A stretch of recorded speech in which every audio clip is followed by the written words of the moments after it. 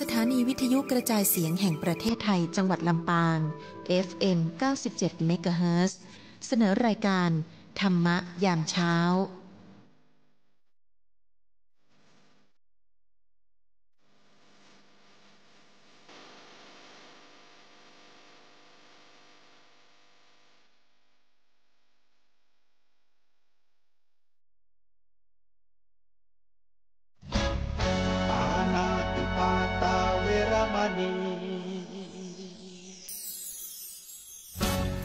อธินาทานา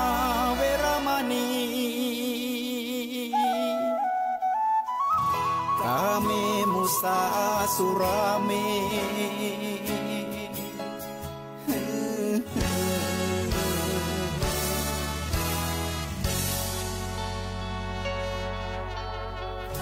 ศีลคือข้อห้ามธรรมคือข้อให้พุทธองค์ตรัสไว้ชี้ทางใจให้ภาคเพียรเบญจศีลเบญจธรรมท่องจำสมัยเราเป็นนักเรียนธรรมะไม่เคยแปรเปลี่ยนแต่เรายังจำได้มาทวงคำมันหมู่บ้านศีลห้าถือเป็นพันธะชาวพุทธทุกคนทั่วไทยสำนักพุทธขับเคลื่อนธรรมจุดเทียนสว่างที่กลางหัวใจสังคมจะร่มเย็นได้ศีลธรรมในใจต้องมีเบญจศีลว่ายังไงไหนลองท่องมาข้อหนึ่งห้ามฆ่าสัตว์ข้อสองห้ามลักทรัพย์ข้อสามห้ามประพฤติผิดในกามข้อสี่ห้ามพูดเท็จข้อห้าห้ามดื่มสุราแล้วเบญจธรรมทั้งห้าว่าอย่างไรไหนบอกชัดๆอีกทีข้อหนึ่งเมตตากรุณาข้อสองสัมมาอาชีพข้อสามกามสังวรข้อสี่ต้องมีสัจจะข้อห้าสติสัมปชัญญะศีลห้าข้อธรรมห้าข้อทำใจทำได้สักข้อหรือยังมีศีลสุขล้ำมีธรรมสุขใจวอนพี่น้องไทยช่วยกันใส่ใจจริงจังยุคสมัยสื่อออนไลน์ทั้งโทษโจมตีใจเราทุกทางมีศีลมีธรรมเคียงข้างชีวิตพบทางสุขใจ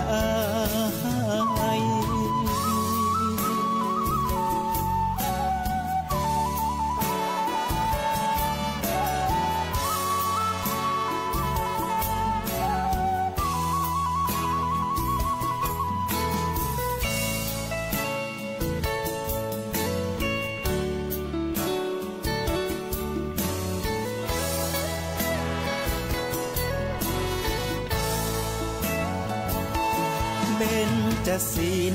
ว่ายังไงไหนลองท่องมาข้อหนึ่งห้ามฆ่าสัตว์ข้อสองห้ามลักทรัพย์ข้อสามห้ามประพฤติผิดในกามข้อสี่ห้ามพูดเท็จข้อห้าห้ามดื่มสุราแล้วเบญจธรรมทั้งห้าขอถวายความนอบน้อมต่อองค์พระรัตนตรัยอันมีพระพุทธเจ้าพระธรรมเจ้าและพระสังฆเจ้าขอถวายความเคารพมายังพระมหาเถระพระเถรานุเถระครูบาอาจารย์เจ้า พระภิกษุสงฆ์องค์สามเณรเจ้าจุตนจุองค์ขอเจริญพรมายังพุทธศาสนิกชนคนดีมีศีลมีธรรมทุกผู้ทุกท่านอาตมาภาพพระครูสิริธรรมบัณฑิตอาจารย์ประจำวิทยาลัยสงฆ์นครลำปางมหาวิทยาลัยมหาจุฬาลงกรณราชวิทยาลัยเจ้าวาดวัดมิ่งเมืองมูลตำบลพิชัยอำเภอเมืองจังหวัดลำปางวันนี้ก็ได้นำรายการธรรมะยามเจ้าซึ่งออกอากาศทางคลื่นสถานีวิทยุกระจายเสียงแห่งประเทศไทยจังหวัดลำปาง FM 97 เมกะเฮิรตซ์ก็มาพบมาปะกันในเวลายามเจ้าเวลาตั้งแต่ตี 5 ถึง 6 โมงเจ้าปกติแล้วก็มีรายการธรรมะยามเจ้าโดยครูบาอาจารย์พระนักเทศน์พระนักเผยแผ่หลายตนหลายองค์ที่เปิ้นได้หมุนเวียนเปลี่ยนกันมาออกรายการส่วนวันเสาร์ ทุกวันเสาร์นั้นก็จะมาพบกับอาตมาภาพเนาะวันนี้ก็เช่นกันซึ่งตรงกับวันเสาร์ที่26ที่27เนาะขออภัยวันเสาร์ที่27กรกฎาคมพุทธศักราช2567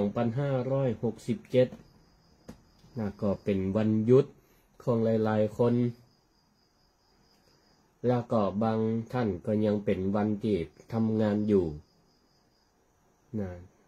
บอกว่าจะหยุดหรือทำงานแต่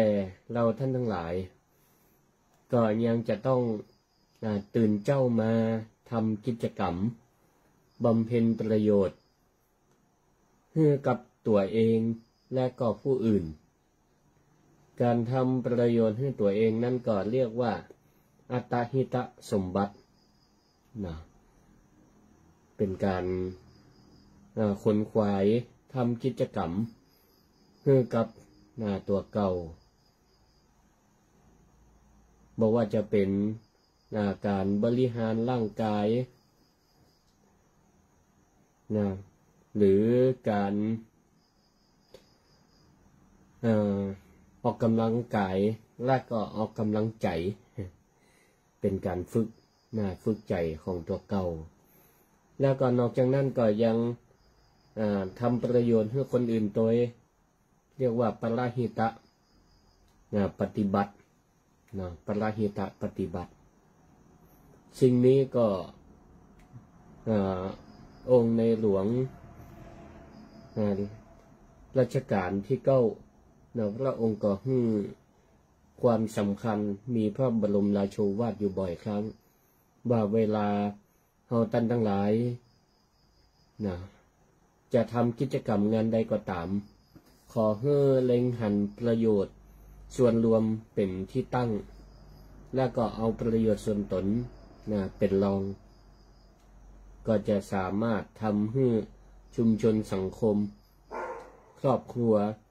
เท่านั้นได้รับประโยชน์อย่างแท้จริงไม่ใช่ว่าส่วนตัวได้ประโยชน์แต่ว่าส่วนรวมนั้นบ่ได้อะไรอย่างเลยอันนี้ก็เป็นหลักเป็นวิถีของเราท่านทั้งหลายที่อยู่ด้วยกันเป็นชุมชนสังคมเป็นครอบครัวก็ให้กำลังใจกับศรัทธาทุกผู้ทุกท่านที่มีกิจกรรมกิจการแต่ละวันในชีวิตประจำวันท่านทั้งหลาย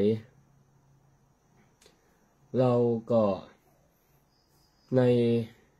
ชีวิตประจำวันก็อย่างที่ได้นำเสนอไปว่าเรานั้นต้องมีความพร้อมในด้านอัตตหิตสมบัติและบำเพ็ญปรหิตปฏิบัติบางท่านก็ก่อนที่จะไปช่วยเหลือส่วนรวม นะก็ทำตัวเองให้มีความพร้อมบ่เป็นภาระนะของสังคมนะและฝ่ายบป.ก็เอาความรู้ความสามารถนะไปช่วยบำเพ็ญประโยชน์ให้กับส่วนรวมและก็ทำทั้งสองส่วนนี้ให้มีความครบถ้วนสมบูรณ์นะมีความครบถ้วนสมบูรณ์ถ้าท่านทั้งหลายทำประโยชน์ส่วนตนและประโยชน์ส่วนรวมให้สมบูรณ์ได้ก็เท่ากับว่าเราท่านทั้งหลายนะได้มีความเจริญนะมีการพัฒนาตนพัฒนาตัวให้มีความเจริญถ้าตามหลักธรรมพระพุทธศาสนาเป็นเรียกว่าภาวนามีการพัฒนาตนพัฒนาตัวให้มีความเจริญเรียกว่ามีภาวนาภาวนาในทางหลักธรรมพระพุทธศาสนาได้วางไว้อยู่4ประการด้วยกันนะก็คือพัฒนาทางกายเรียกว่ากายภาวนาภาวนาทางศีลเรียกว่าศีลภาวนาภาวนาทางจิตเรียกว่าจิตภาวนาและก็ภาวนาทางปัญญาก็เรียกว่าปัญญาภาวนาอย่างนี้นะพระพุทธองค์ก็เคยตรัสรับรองไว้นะว่าภาวนาวาหังอาวุโสภิกขุวัฏฐมาโนแต่ความว่าภิกษุเมื่อกล่าวถึงภาวนาหรือพัฒนาก็ย่อมกล่าวว่าเราได้พัฒนากายได้พัฒนาศีลได้พัฒนาจิตและก็ได้พัฒนาปัญญาศรัทธาญาติโยมสาธุชนก็เช่นกันถ้าได้อวดบอกว่าเราเนี่ยได้พัฒนาแล้วนะหรือที่รัฐบาลหรือราชการหรือที่ไหนก็ตามองค์กรใดก็ตามกลุ่มชนคนใดก็ตามสังคมใดก็ตามที่เปิ้นบอกว่าสังคมได้พัฒนาแล้วคำว่าได้พัฒนาแล้วคือได้พัฒนาอย่างก็พัฒนา4ด้านนี่พัฒนากายพัฒนาศีล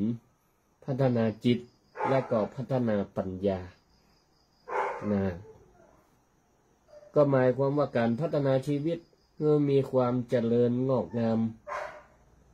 พระพุทธศาสนาก็ได้สอนไว้ว่าชีวิตของมนุษย์เฮาเนี่ยพัฒนาเมื่อมีความเจริญงอกงามได้และมนุษย์ก็เป็นจุดเริ่มต้นของการพัฒนาทั้งปวงมนุษย์เป็นจุดเริ่มต้นของการพัฒนาทั้ง4ด้านที่ว่ามามนุษย์เป็นจุดเริ่มต้นของการพัฒนากายเป็นจุดเริ่มต้นของการพัฒนาศีลเป็นจุดเริ่มต้นของการพัฒนาจิตเป็นจุดเริ่มต้นของการพัฒนาปัญญานะคือถ้าจะพัฒนาวัดวาอารามก็เหมือนกันก็ต้องเริ่มต้นจับพัฒนาตีสมาชิกของวัด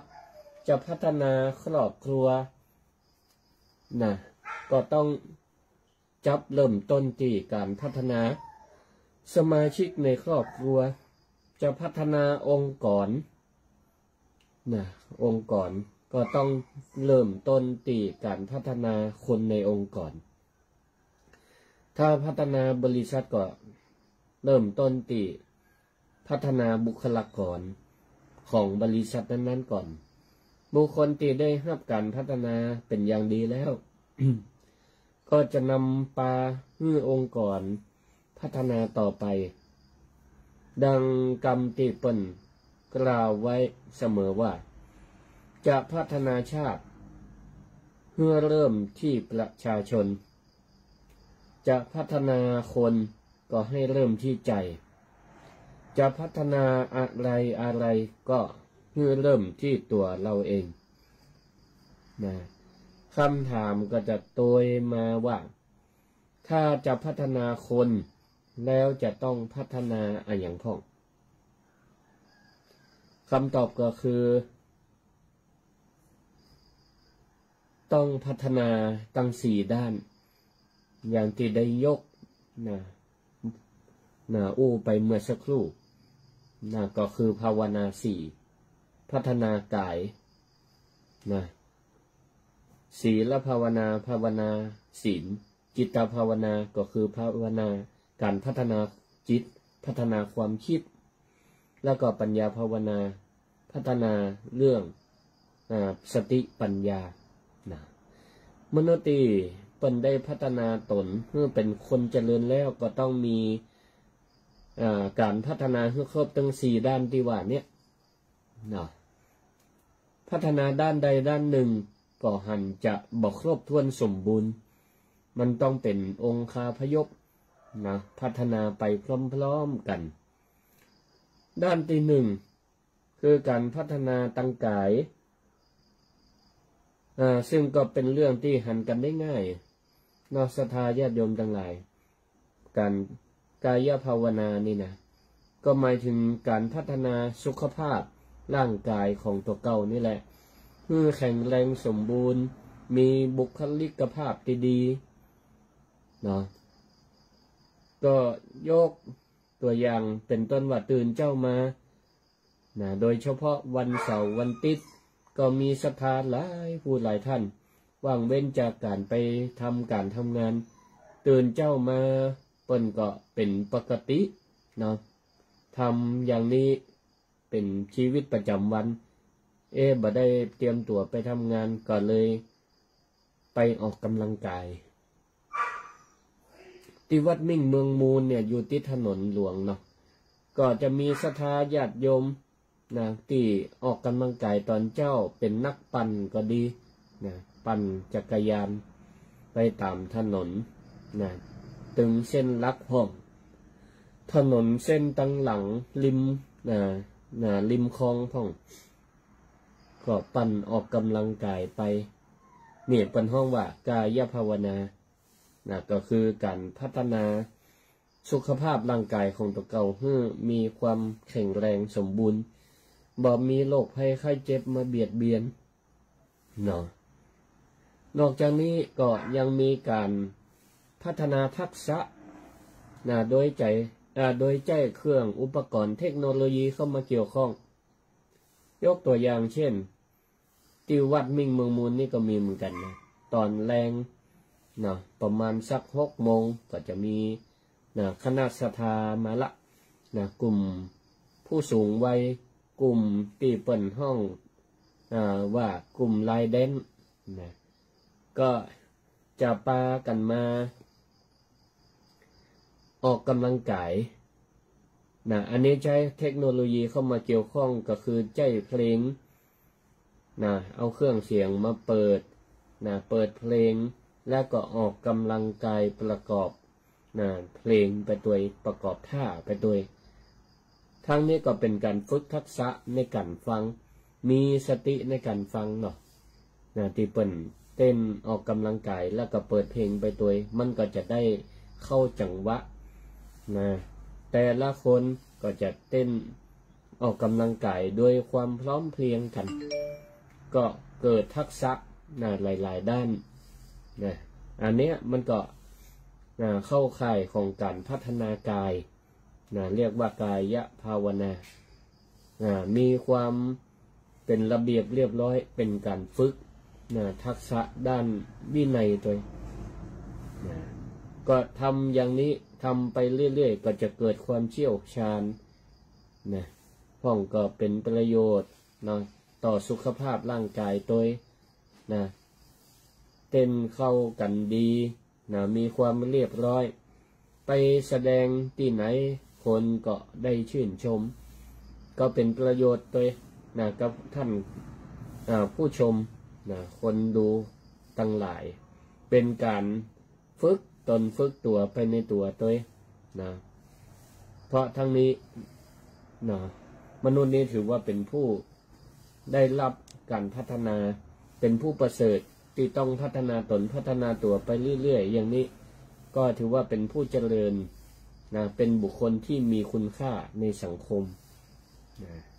พ่องก็เปิ้นเกษียณอายุมาแล้วก็ยังพัฒนาตนเป็นคนที่มีคุณค่าในสังคมกายสุขภาพร่างกายแข็งแรงดีอยู่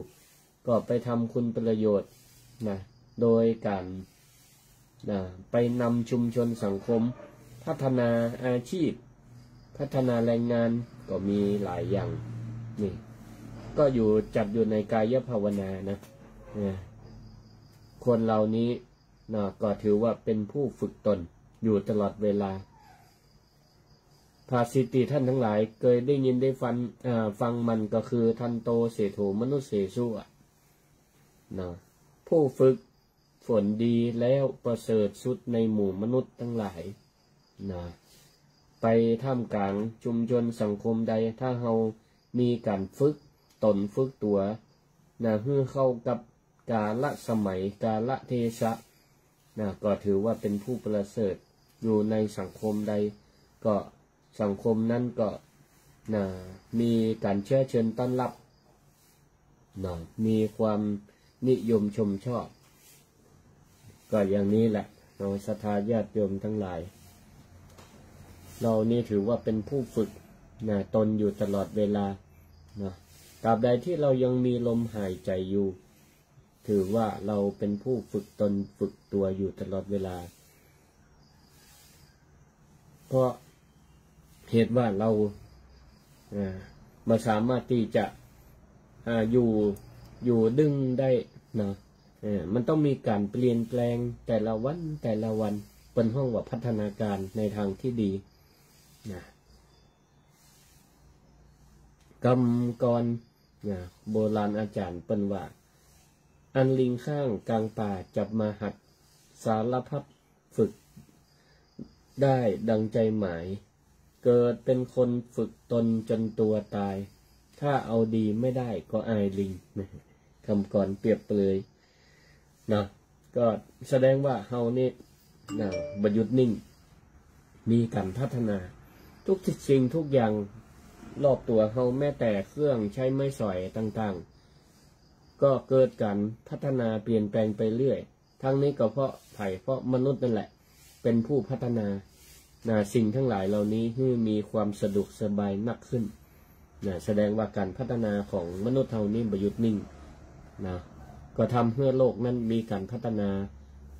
ไปตัวสิ่งแวดล้อมมีการพัฒนาไปตัวต่อไปการพัฒนาด้านที่สองศีลภาวนาก็คือการพัฒนาศีลก็หมายความว่าเขาพัฒนาตัวเก่าเพื่อเป็นคนเคารพเชื่อฟังและปฏิบัติตามมาอย่างพ้องในชีวิตประจำวันการที่เราอยู่ในร่วมสังคมทุกวันนี้เราต้องเชื่อฟังปฏิบัติตามเคารพในหนึ่งในศีลธรรมสองเคารพในกฎหมายก็คือเนติธรรมหนึ่งเคารพในศีลธรรมสองเคารพในเนติธรรมก็คือตัวบทกฎหมายที่เปิ้นได้บัญญัติได้ตาขึ้นมาไว้เพื่อให้ประชาชนในสังคมนั้นๆได้ยึดถือปฏิบัติเป็นอันเดียวกันเพื่อความสงบสุขการอยู่ร่วมกันด้วยความปกติสุขความผาสุกในหมู่คณะเขาต้องเคารพปฏิบัติตามหนึ่งศีลธรรมสองเนติธรรมสามเคารพในประเพณีวัฒนธรรมทั้งสามอย่างเราต้องปฏิบัติและเคารพวัฒนธรรมขนบธรรมเนียมประเพณีของสังคมนั้นๆก็บ่เหมือนกันแยกย่อยออกไปในชุมชนสังคมล้านนาโดยกัน8จังหวัดภาคเหนือแต่ละจังหวัดแต่ละชุมชนสังคมก็ย่อมมีประเพณีวัฒนธรรมก็ตีมีความย่อยออกไปก็แตกต่างกันอยู่ ราะฉะนั้นนะคนที่อยู่ในชุมชนสังคมนั้นก็ศึกษาและก็เคารพเชื่อฟังปฏิบัติตามนะก็แสดงว่าโบราณอาจารย์นักปราชญ์คนเฒ่าคนแก่เพิ่นได้วางหลักเป็นเนติแบบอย่างเอาไว้ก็แสดงว่าผ่านมาแต่ละยุคแต่ละสมัยประเพณีวัฒนธรรมบางอย่างผ่านมาเป็นโมหูกี่ร้อยกี่พันปีก็แสดงว่ามันเป็นประโยชน์เป็นทั้งอัตตะอัตตะประโยชน์และปรหิตประโยชน์อัตตหิตประโยชน์และปรหิตประโยชน์ก็คือเป็นประโยชน์ทั้งตัวเฮาเองและก็ต่อชุมชนสังคมนั่นแหละเปิ้นเลยยึดถือปฏิบัติสืบต่อกันมาแต่ถ้าหากว่าบ่เคารพบ่เชื่อฟังบ่ปฏิบัติมันก็ส่งผลให้ส่วนรวมล่ะส่วนรวมก็จะเกิดความแตกแยกแตกต่างผิดแผกกันไปบ่เป็นกลุ่มบ่เป็นคณะอย่างนี้ก็จะเกิดความสั่นคลอนในชุมชนสังคมละ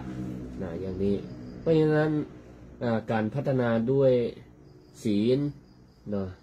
ก็ถือว่าเป็นวินัยขั้นพื้นฐานของเราท่านทั้งหลายถ้าเรามีความเคร่งครัดในศีลก็คือความปกติของตนไม่โหดร้าย2ไม่มือไว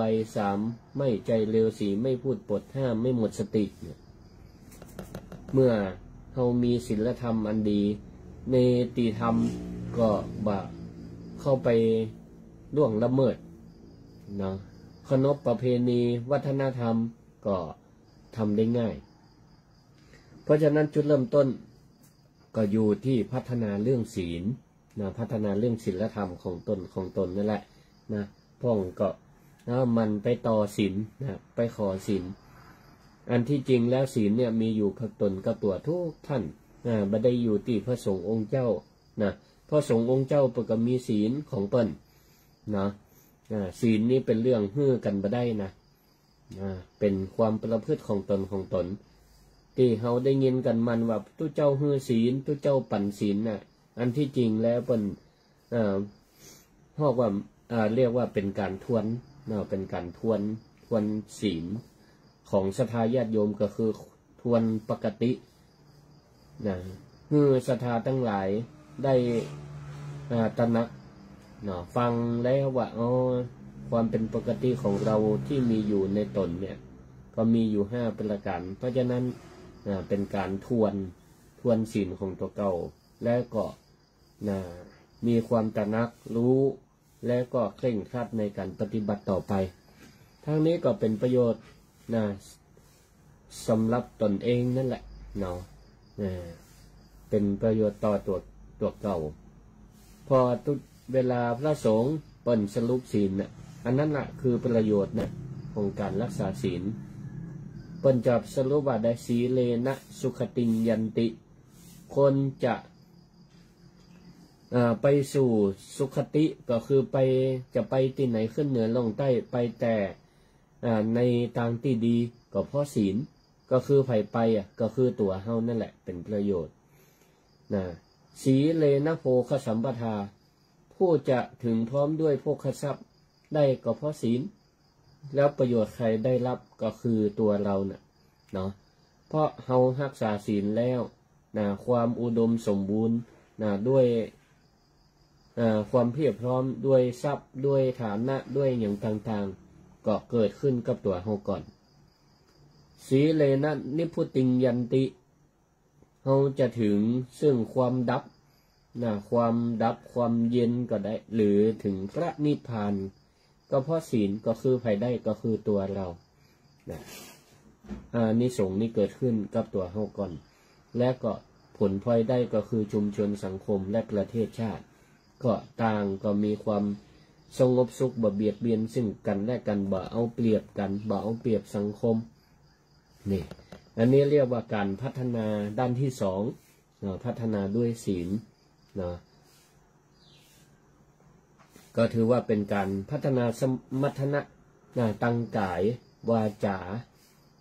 ของตัวเก่าไปตัวต่อไปพัฒนาด้านที่3เป็นเรื่องของใจละตะกี้2ด้านนั้นเป็นเรื่องพัฒนากายภาวนานี่เป็นการพัฒนาตั้งกายโดยเฉพาะศีลภาวนานี่เป็นการพัฒนา2ด้านคือกายกับวาจาต่อไปด้านที่3ก็คือพัฒนาด้านจิตเรียกว่าจิตตภาวนาคำว่าจิตตภาวนานี่เขาก็มักจะได้ยินเวลาพระท่านได้นำหมู่เฮาตั้งหลายสวดมนต์แล้วก็ต่อด้วยเจริญจิตตภาวนาก็คือพัฒนาด้านจิตหมายถึงการพัฒนาคุณธรรมภายในจิตใจของเฮาปิดประตูปิดประตูก็คือปิดทวารงดการนำเข้าสิ่งที่มันเป็นศัตรูศัตรูตัวร้ายกับ3ตัวก็คือกิเลสโลภโกรธหลงนี่เวลาเจริญจิตตภาวนาเราต้องปิดประตูบ่ให้ศัตรูทั้ง3เนี่ยเข้ามาก่อกวนเข้ามาก่อกวนในจิตในใจเพื่อให้จิตใจของเรานั้นเกิดภาพทั้ง3ภาพทั้ง3พ่องเจริญจิตตภาวนาไปนึกถึงภาพอย่างอื่น ภาพอดีตพ่องภาพอนาคตพ่องอันนั้นบ่ได้หมายถึงภาพอย่างนั้นแต่หมายถึงภาพทั้ง3ก็คือ1สมรรถภาพเกิดคุณภาพและก็เกิดสุขภาพเมื่อได้ภาพทั้ง3นี่นะเกิดสมรรถภาพก็คือการเจริญจิตตภาวนานี่จิตก็มีความนิ่งอดีตก็ไม่ละห้อยหาอนาคตก็ไม่เพ้อฝันปัจจุบันสำคัญที่สุดมีจิตอยู่กับปัจจุบันอันนี้เรียกว่าเป็นการพัฒนาด้านสมรรถภาพของจิตแล้วก็ทำให้จิตนั้นมีคุณภาพจิตนั้นมีคุณภาพจิตนิ่งบ่เคลื่อนไหวบ่ไปตั้งใดจิตก็จะมีคุณภาพขึ้นจิตนิ่งดิ่งลงสู่กระแสแห่งสมาธิก็มีความตั้งมั่นแห่งจิตก็สามารถก่อให้เกิดคณิกะสมาธิบางเตือนั่งไปปฏิบัติไปก็เกิดสมาธิชั่วขณะก็ได้เกิดสมาธิที่สงบเงียบและก็เกิดสมาธิแน่วแน่ก็ไต่ระดับขึ้นไปเป็นห้องว่าทำให้จิตนั้นมีคุณภาพแล้วก็ทำให้จิตนั้นมีสุขภาพจิตนี้ก็มีสุขภาพก็คือจิตคิดดีจิตคิดเป็นกุศล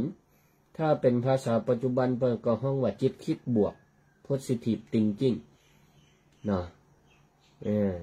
เราต้องฝึกมันบริหารพัฒนาจิตของตัวเก่าตื่นเจ้าจนถึงเข้านอนจิตให้มันคิดบวกคิดเป็นกุศลนักกว่าคิดลบคิดเป็นอกุศล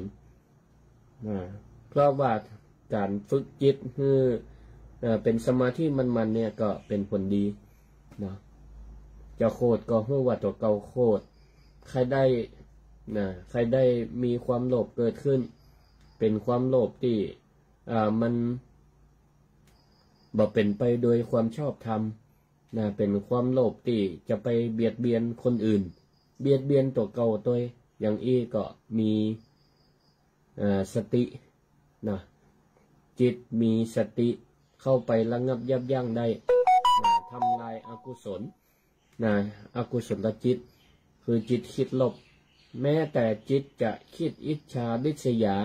อาฆาตพยาบาทมาดร้ายคนอื่นเฮาก็ฮู้เท่าทันพอกำลังคิดอยู่ฮู้เท่าทันก็เหมือนกับว่าเฮามีเครื่องดักจับสัญญาณมันได้แล้วก็รีบทำลายโดยการความยับยั้งชั่งใจ นะก็คือเป็นการพัฒนาจิตโดยการปลูกฝังอิทธิบาท4เข้าไปตัวนะก็คือฉันทะมีความปออกปอใจในสิ่งที่ตนมีตนเป็นและก็ตนอยู่ตามหลักปรัชญาเศรษฐกิจพอเพียงของในหลวงรัชกาลที่9ได้ทรงวางหลักเอาไว้นะก็รู้จักพอนะรู้จักพอและก็พอใจนะพอใจในสิ่งที่ตนมีพอใจในการงานที่ตัวเก่ากำลังจะทำอยู่นะอันนี้ก็ความพอใจนี่ก็เป็นความคิดเชิงบวกนะจะตั้งอกตั้งใจทำการทำงานอย่างสักอย่างจะทำกิจกรรมในวันนี้นี่นะต้องใส่อิทธิบาท4เข้าไปคือฉันทะมีความพอใจก็คือโอเพนไมล์กรรมปัจจุบันโอเพนไมล์เปิดใจนะที่เขาอยากจะทำถ้าเขามายอมเปิดใจนี่นะจะทำมันอย่างมาตึงกึดบรรลุสักเตือเนาะแม้แต่ตัวเก่าจะตื่นขึ้นมานะลุกจากตีนอนเนี่ยฉันถ้าบ่เปิดแล้วเนี่ยนะบ่เปิงบ่พอใจอยากจะลุกเนี่ยมันก็ตึงลุกบ่ได้หรอกนะแต่ถ้าเรามีความพอใจนะก็ตื่นขึ้นมา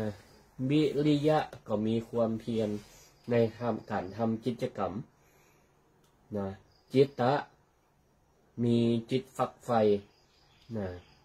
คือย้ำคิดย้ำทำในการปฏิบัติเอาใจใส่ในการทำงาน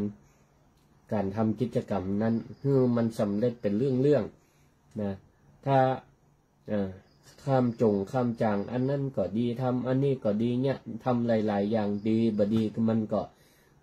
บ่สำเร็จสักเรื่องนะมันก็เอาดีบ่ได้สักเรื่องก็มีนะเพราะฉะนั้นก็ต้องดูสมรรถนะของตัวเราเองตัวนะสามารถทำสิ่งใดสิ่งหนึ่งทีละอย่างก็ทำให้มันสำเร็จทีละเรื่องนะแล้วก็วิเคราะห์ตัวนะเวลาทำแล้วเนี่ยวิเคราะห์ใจปัญญาสอบสวนนะพัฒนาสิ่งที่ทำเพื่อมันสำเร็จและก็เรียบร้อยดีงามนะบ่ใจว่าทำสักแต่ว่าทำให้มันแล้วนะให้มันผ่านไปแต่คุณภาพของงานบ่ค่อยสมบูรณ์อย่างนี่ก็ยังบ่ครบถ้วนนะของหลักอิทธิบาทนะนอกจากปลูกฝังหลักอิทธิบาทเข้าไปปลูกฝังหลักพรหมวิหารนะหลักพรหมวิหารเข้าไปตัวนะมีเมตตานะความปรารถนาอยากให้งานนั้นมันสำเร็จนะและก็ให้คนอื่นได้ประโยชน์ตัวนะได้รับประโยชน์จากสิ่งที่เราทำตัวกรุณามีความเอ็นดูสงสารบางแต่เราเข้าไปช่วยเหลือกิจกรรมงานทั้งหลายก็เพราะเห็นว่าถ้าเปิ่นทำคนเดียวมันอาจจะบ่สำเร็จเราก็อยากเข้าไปช่วยเหลือนะช่วยเหลือเมื่อมันเรียบร้อยเปิ่นก็จะพ้นจากความทุกข์อกทุกข์ใจลงได้มุทิตาลอยยินดีนะชื่นชมเวลาคนอื่นเปิ่นทำกิจกรรมซึ่งมันเป็นประโยชน์ต่อตัวเต่าเปิ่นตัวเป็นประโยชน์ต่อชุมชนสังคมตัวนะก็เป็นการให้กำลังใจซึ่งกันและกันอุเบกขาอันนี้หมายความว่าบ่ยินดียินไล่บ่ได้หมายความว่าวางเฉยไม่ทำอะไรเลยก็บ่ใช่แต่ว่าเปิ้นว่าบ่ยินดียินไล่ในเมื่อเฮาว่าทราบว่าคนรอบข้างเปิ้นทำมาอย่างผิดพลาดเนาะเฮาก็บ่ไปซ้ำเติมกันอย่างนี้อันนี้แหละเป็นการฝึ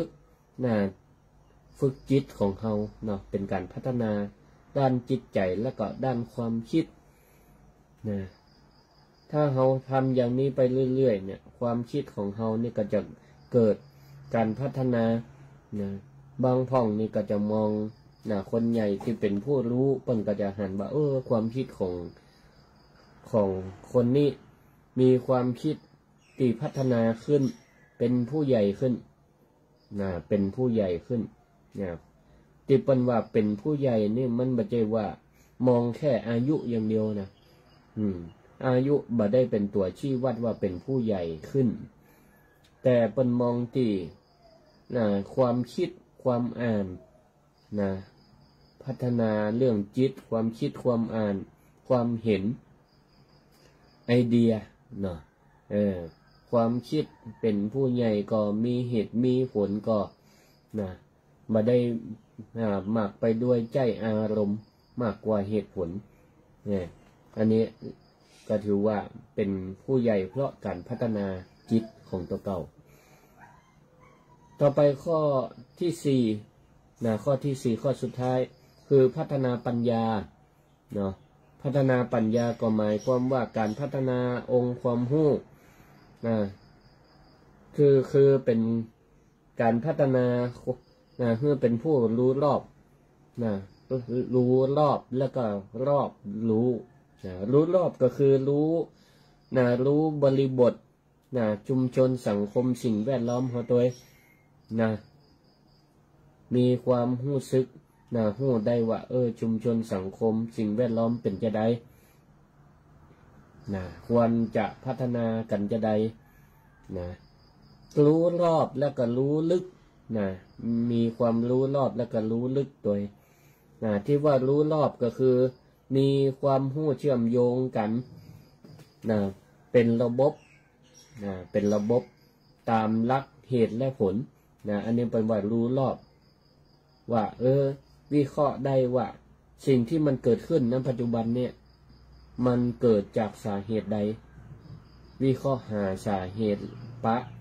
เราจะแก้ปัญหาร่วมกันได้จะใดก็ต้องตั้งธงเป้าหมายเอาไว้ก็คือความไม่มีปัญหา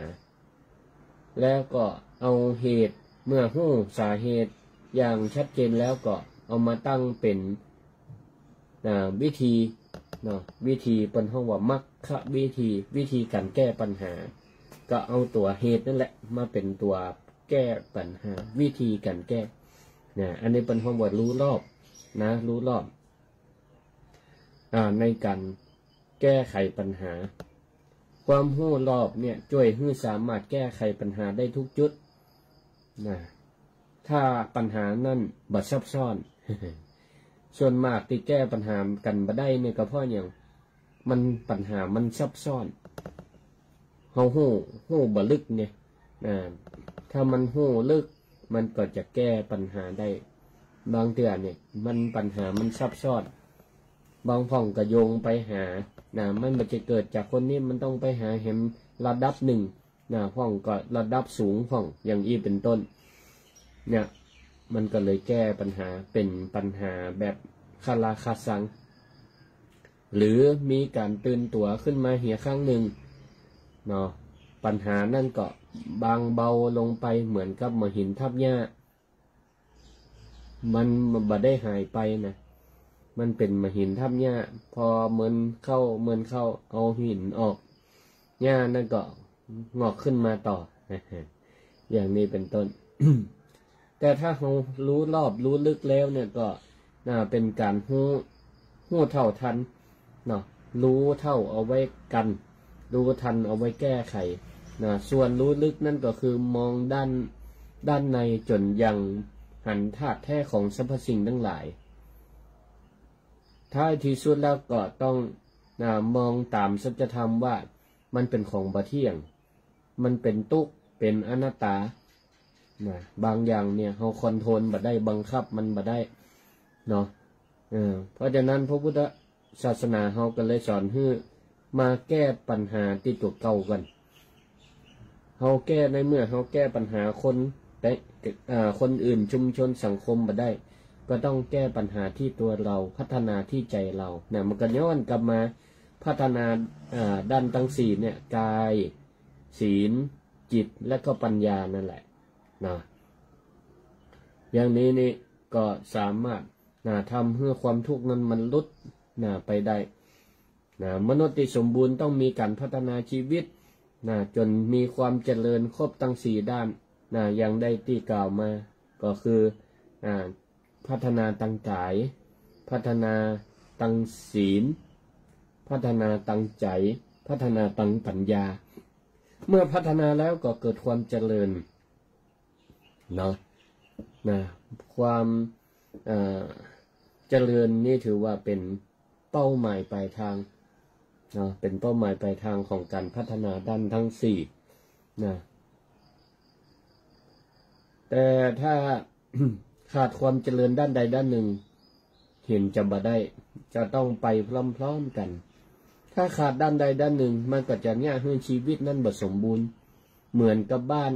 ที่มีเสา4 ต้นเป็นอย่างน้อยคอยประคับประคองบ้านทั้งหลังให้อยู่ทรงตัวได้ถ้าบ้านเหลือเสา3 ต้นมันก็บ่มั่นคงเนาะอันนี้ก็เหมือนกับการที่เราพัฒนาทั้ง4 ด้านขาดไปด้านใดด้านหนึ่งมันก็จะยากให้ชีวิตบ่สมบูรณ์บางคนพัฒนาด้านกายดีสุขภาพร่างกายแข็งแรงดีเป็นคนเก่งแต่ว่าขาดการพัฒนาด้านศีลคนมีเป็นคนเก่งแต่บ่มีวินัยบ่เคารพเชื่อฟังซึ่งกันและกันบ่เคารพกติกาสังคมมันก็อยู่กับหมู่กับคณะก็ลำบากเป็นคนเก่งแต่เป็นคนบ่ดีอย่างอีนี่ก็บ่เข้าท่าไผก็บ่อยากได้เพราะฉะนั้นก็ต้องเป็นคนเก่งคนแข็งแรงก็ต้องมีการพัฒนาด้านศีลตัวเป็นคนดีไปตัวเป็นคนดีไปตัวอย่างที่ถึงวันเนี้ยพระสงฆ์องค์เจ้ามหาเถรสมาคมโดยสมเด็จพระสังฆราชเปิ้นก็ได้มีโครงการรณรงค์ให้คนไทยเป็นหมู่บ้านรักษาศีล5เนี่ยเพลงหมู่บ้านรักษาศีล5ที่เปิดต้นรายการเนี่ยก็อย่างเนี้ยเพราะมุ่งประสงค์ให้เขาพัฒนากายศีลจิตและก็ปัญญาอย่างนี้ก็บุคคลที่ถ้าขาดการพัฒนาทั้ง4 ด้านทั้ง4 ด้านเลยมันมีการพัฒนากายศีลจิตปัญญายิ่งละใหญ่ก็ย่อมประสบแต่ความทุกข์มีแต่ปัญหาชีวิตก็จะมีปัญหามากมายหลายอย่างยกตัวอย่างพอมีเวลาเหมือนเสือตัวหนึ่งในนิทานคติธรรมก็ว่าไว้ว่ามีพราหมณ์ผู้ใจดีคนหนึ่งซึ่งก็กำลังเดินไปในป่าทีนี้ก็ไปปะเสือตัวหนึ่งโดนยับขังไว้ในกรงอยู่เสือตัวนั้นก็หันพราหมณ์ใจดีเดินมาก็เลยออกปากขอร้องเพื่อพราหมณ์เนี่ยได้ช่วยเปิดกรงดันนอกเพื่อเสือกำเตะเพื่อจะปล่อยเสือให้เป็นอิสรภาพแล้วก็เสือก็อู้โดยการอ้อนวอนเพื่อเชิญชวนให้พราหมณ์เนี่ยใจอ่อนเปิดกรงบอกว่าโอ้ถ้าได้หลุดออกไปแล้วเนี่ยออกจากกรงเป็นอิสรภาพจะบ่ลืมบุญคุณพราหมณ์คนนี้เลยฝ่ายพราหมณ์ก็ปฏิเสธตอนแรกปฏิเสธที่จะเปิดประตูกรงเพราะว่าเสือเนี่ยธรรมดามันเป็นสัตว์กินเนื้อกลัวว่าตัวเก่าก็จะได้รับอันตรายคนอื่นก็จะได้รับอันตรายจะอีกก็เลยว่าโอ้ปล่อยท่านมาได้เพราะท่านเนี่ยเป็นสัตว์ที่กินกินเนื้อกินคนเป็นอาหารเป็นอันตรายเสือก็สาบานหับปากคนเฮาเนี่ยหรือสัตว์ก็ตามอยากอยู่รอดปลอดภัยเนี่ยทำได้หมดสาบานว่าจะบ่กินพราหมณ์ท่านโหจะบ่กินแล้วก็จะขอเป็นทาสรับใช้ท่านไปตลอดชีวิตตลอดชีวิตไปหรอกพราหมณ์นี่ก็พอฟังใจอีก็ เกิดค่อยตามนี่เจือลงก้นเสือนะก็เลยเปิดกรงตั้งนอกกะปรากฏว่าเสือนี่ก็ได้อิสรภาพนะออกจากกรงมาแล้วก็โอ้รีบโดดควบเข้าใส่พรามเลยกะตั้งท่าว่าจะกินเป็นอาหารนะพรามนี่ก็เลยต่อว่าเสือว่าโอ้เสือนี่จะได้เป็นสัตว์ที่บ่มีสัจจะมารักษากำอู้คิดเนรคุณต่อคนปล่อยกันประเดี๋ยวนี้เสือก็ว่าคนมันเป็นอาหารของเสือการที่เสือคิดจะกินคนเนี่ยมันก็บ่ผิดอะไรอย่างและจะทำให้พราหมณ์เนี่ยไปถามพราหมณ์นี่ก็มายอมนะว่ามันเนี่ยโอ้มาได้เนี่ยเจอินเนี่ยมันเสียสัจจะมันผิดสัจจะเจ้าโลกเปิ่นกระตึงหูตึงหันกันงดซัดตั้งหลายเปิ่นกระตึงหูแล้วว่าการที่คนเฮาเนี่ยได้ช่วยเหลือกันแล้วเนี่ยมันต้องมีนึกถึงบุญคุณกันกะต้องนึกถึงความกตัญญูกตเวทีกะอันนี้จะมากินกันจะมาเอากันเป็นอาหารได้จะได้มาได้เฮาต้องไปถามพยานคนอื่นก่อนว่ากรรมกล่าวของเฮานี้ถูกต้องนะว่าคนเฮาต้องบันเนรคุณกันสัตว์ทั้งหลายก็เหมือนกันพราหมณ์ก็เลยปาเสียนี่ไปถามก็ไม่สมัยนั้นก็ไม่อู้ได้นะก็ไปถามก็ไม่ว่าจะได้แต่เนี่ยต้นไม้ก็เลยบอกว่าโอ้ต้นไม้ขนาดว่าหล่มเงาแก่คนคนเดินกลางต้งกลางหน้ากลางป่ากลางเขาตากแดดมาเนี่ยมาอาศัยพักพิงได้ห่มได้เงาเย็นสบายดีแล้วออกเดินออกจากต้นไม้ไปปอยังมาซ้อตัดกิ่งก็ไม่ของเฮาไปอยู่คนก็บ่มีความกตัญญูหรอกดังนั้นก็เมื่อคนปล่อยเสียออกจากกรงเสียก็ได้กินคนได้ก็บ่จำเป็นจะต้องกตัญญูฮู้คุณกันต้นไม้ก่อนยกประสบการณ์ตัวเก่ามาอ้างจะอีกพราหมณ์นี่ก็เลยรู้สึกว่าผิดหวัง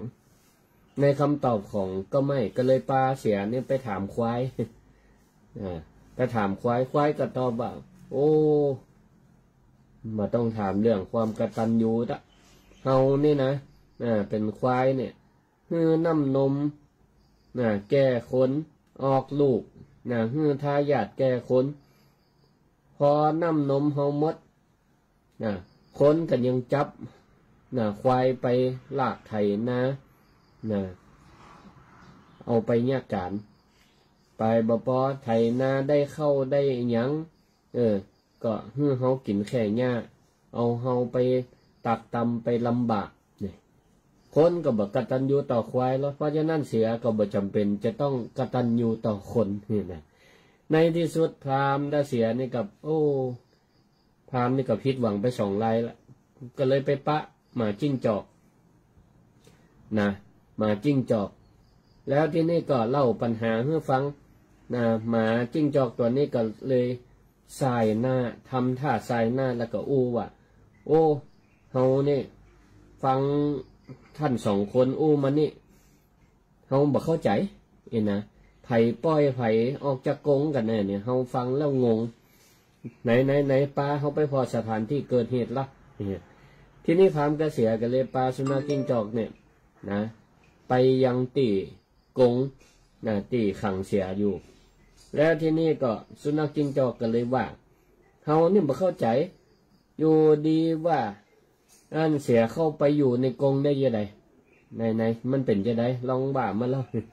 เสียฟังแล้วก็โคตรนี่รู้สึกงุดงิดโคตรในความเหงาของสุนัขจิ้งจอกเองเนาะก็เลยวันโอ้เนี่ยมันเหงาแต่ว่าเห็นหรอนี่เขาจะแหน่ให้พอแหน่ไปว่าจะเนี่ยให้พอนั่นเขาจะแสดงให้พอว่าเนี่ยแต่เดิมเนาะเขาอยู่ในกรงได้จะได้เขาไปอยู่ในกรงได้จะได้นี่พอนี่ว่าแล้วเสียนี่มันก็เสียท่ากะเสียหูสุนัขจิ้งจอก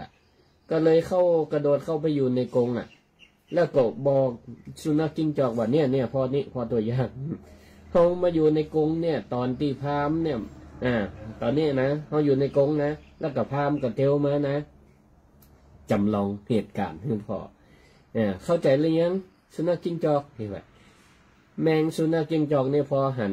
เสียเข้าไปอยู่ในกรงก็รีบใส่ก่อนประตูตั้งนอกกรงแล้วก็เลยลั่นก่อนด้านนอกแล้วก็อู้กระพามว่าเมื่อเสียมันเป็นสัตว์อากตันอยู่จะอีกก็ปล่อยให้มันอยู่กรงต่อไปเตอะนี่ศรัทธาญาติโยมทั้งหลายเสียในนิทานเรื่องนี้ก็นะมีการพัฒนาด้านกายอย่างเดียวแข็งแรงอย่างเดียวแต่บ่มีสติปัญญานะบ่มีการพัฒนาด้านจิตใจขาดการพัฒนาเรื่องศีลก็ดีเนาะอูจุนะหลอกลวงนะอูแต่กำเท็จนะกำหลอกลวงเรื่องอย่างแฮมบ่มีการพัฒนาจิตเนาะบ่มีความบ่มีการมีเมตตากรุณาต่อกันเนาะบ่มีความกตัญญูกตเวทีบ่ฮู้ศีลธรรมอันดีนี่ก็หันเลยยังว่าศรัทธาญาติโยมทั้งหลายว่าการพัฒนาด้าน4ด้านเนี่ยกายภาวนาศีลภาวนาการพัฒนาด้านกายด้านศีลและก็จิตภาวนาการพัฒนาด้านจิตและก็ปัญญาภาวนาการภาวนาด้านจิตใจด้านปัญญามันต้องเป็นไปคือครบคือมันสมบูรณ์ขาดอันไปอันอย่างใดอย่างหนึ่งแล้วเนี่ยมันก็บ่เป็นประโยชน์ต่อตนและก็สังคมประเทศชาติลังแต่จะสร้างความเดือดร้อนให้ตัวเก่าคือกับสังคมสิ่งแวดล้อมเหมือนกับเสือตัวนี้บ่มีความกตัญญูกตเวทีต่อพรามท้ายที่สุดก็กั้นปัญญาของสุนัขจิ้งจอกก็ต้องเข้าไปอยู่ในกรงเหมือนเดิมนะก็ได้ได้จ่ามาตอนนี้แหม5 นาทีเนี่ยจะหมดเวลาแล้วก็ขอเชิญชวนศรัทธาญาติโยมทั้งหลายนะโทรเข้ามาแนะนำรายการธรรมะยำเจ้าโดยพระครูสิริธรรมบัณฑิตเจ้าวัดมิ่งเมืองมูลกันได้เ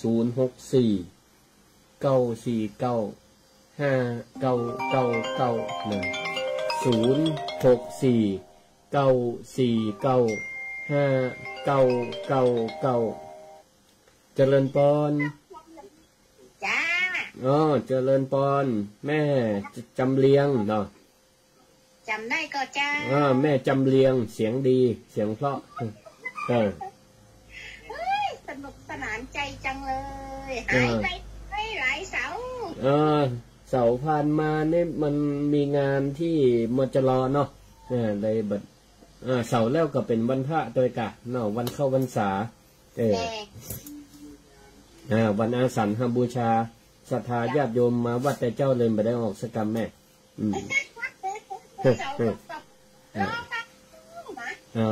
วันนี้มาแล้วเสาอะอีแม่สาธุขอบคุณที่โทรมาเนอะเจริญพรอยู่ดีมีสุขอนุโมทนาสายแรกเจริญพรไม่สาพระอาจารย์เจ้าแม่ทาบ้านฟ้อนเนาะเจ้าคิดถึงไงว่าอาจารย์แม่หายไปไหนหลายเสาเจ้าเสาแล้วก็บอกแม่จำเลียงปฏิเกี่ยวว่าวันอาสันหบูชาไม่ได้ออกสกรรมศรัทธามาทำบุญแต่เจ้าเนาะวันนี้ได้ออกละนะสาธุขอบต้องมีสติอย่างว่าอาจารย์ว่าแล้วพระอาจารย์เนาะแม่นละมีสติทุกอย่างถ้ามีสติเนี่ยเป็นถึงว่าทำเป็นคุ้มครองโลกหรอกธรรมะตัวนี้นะคุ้มครองโลกเลยนะสติแต่เดียวเนี่ยนะต้องห่วงมีสติเนี่ยนะคุ้มครองตึงตัวเฮาคุ้มครองตึงคนอื่นเนอะสาธุเจริญพรขอบคุณเนอะสาธุขอบคุณสถาติฟังตัง Facebook ไล่ตัวเนาะบอกว่าจะเป็น Facebook ไล่ของสวทลำปางก็ดี Facebook ไลฟ์ของอาตมาภาพก็ดีนะทั้งพระสงฆ์พระเถรานุเถระสภาญาติโยมก็ขออนุโมทนาติดตามรับฟังพ้องก็ว่าหายไปหลายเสาขอสุ่มมาเอาภัยเนาะนะ064-949-5999นะก็โทรแนะนำรายการกันได้นะตอนนี้ก็ปนบอกว่าเหลือเวลาแหม3 นาทีนะตะกี้เมื่อ56ก็คงหมดเวลาพอดีละนะเพราะว่าการออกสัญญาณนี่มันจะจ้ากว่าออกจริงนะไปประมาณ2 นาทีก็ขอลวดลาศรัทธาญาติโยมนะไว้ก่อนนะเจริญพรหมดเวลาหมดแล้วเนอะสาธุแม่อย่างก็กราบนมัสการเจ้าแม่มะลิเจ้าสาธุขอบคุณตีโทนะปัญญาสาธุนะขอบคุณแม่เนอะจ้านุโมทนาเวลาหมดละสาธุขอลวดลาอายุวันโนสุขังปะลังติดตามรับฟังรายการธรรมะยามเช้าได้ใหม่ในวันและเวลาเดียวกันนี้ทางสถานีวิทยุกระจายเสียงแห่งประเทศไทยจังหวัดลำปาง FM 97 เมกะเฮิรตซ์